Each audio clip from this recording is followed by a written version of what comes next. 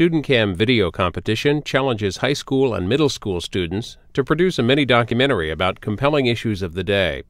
This year's winners crafted a video message to President Obama. Here's one of the second prize winners.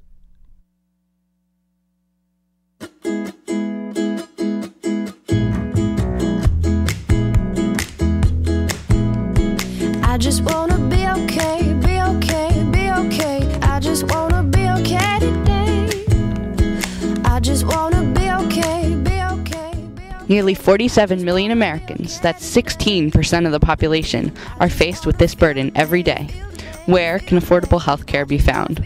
With the current system of only private health care and subpar public health care systems, the United States and the 10.3 million Americans who are unemployed have little or no possible way with the current health care situation to get quality coverage in the United States. Something needs to be done. In the United States, we don't have a right to health care as a public good, so our health care is basically purchased as a private commodity or something that you get from the private market.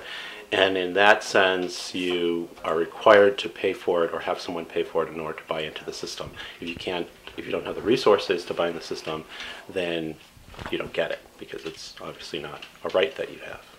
In the year 1990, the percentage of Americans who were unable to afford health care were 13.9%.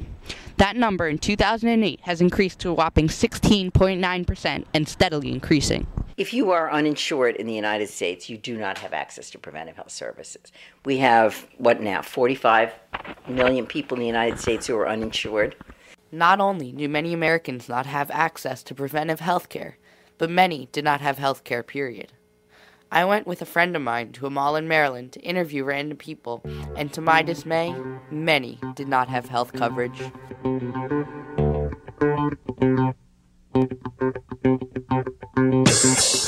Do you have health insurance? No. Do you have health insurance? Not right now.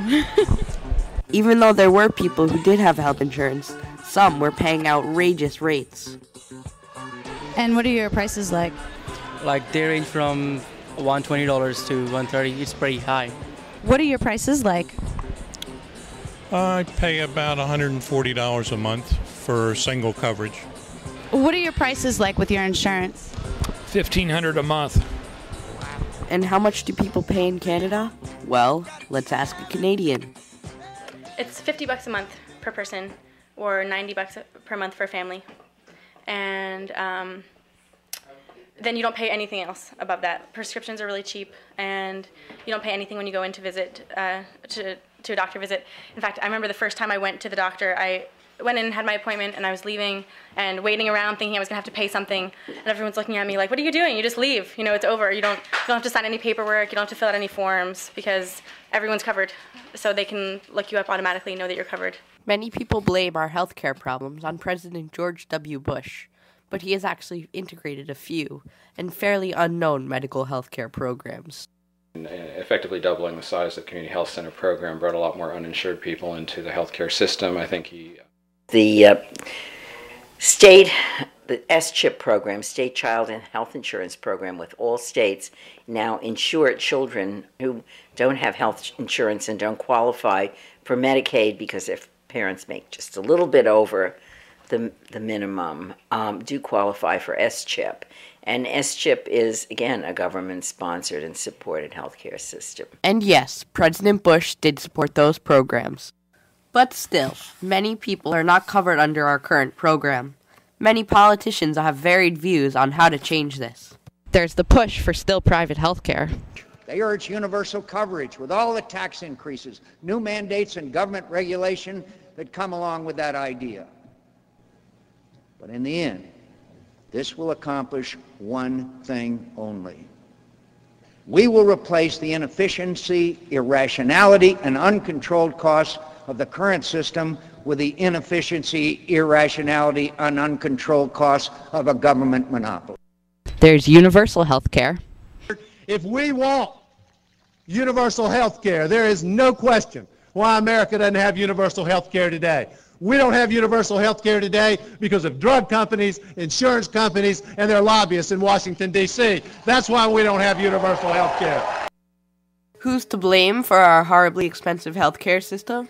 Was John Edwards correct in that speech? There are three main players in our health industry that determine what we get. And some of it's the U.S. government, most of it's not. It's the pharmaceutical industry, it's the medical professionals, physicians and nurses, and it's the diagnostic medical equipment industry. Those three industries with their lobbyists are probably the most influential in terms of fashioning the type of health care we get and the overall health outcomes of the well-being of the U.S. With millions of Americans having to ask, can I afford health care? The real question is, can the U.S. government afford not to? Yeah. Do you think the U.S. healthcare system needs reform? Yes, I do. Do you think the U.S. healthcare system needs reform? Yeah. Do you think the U.S. healthcare system needs reform? Probably. Do you think that the U.S. needs to reform healthcare? Yes. I mean, I think it's scandalous in this country that you've got millions of children who are not covered by health insurance. In a country as rich as this, it's ridiculous. You've just seen a winning entry from C-SPAN's StudentCam video competition.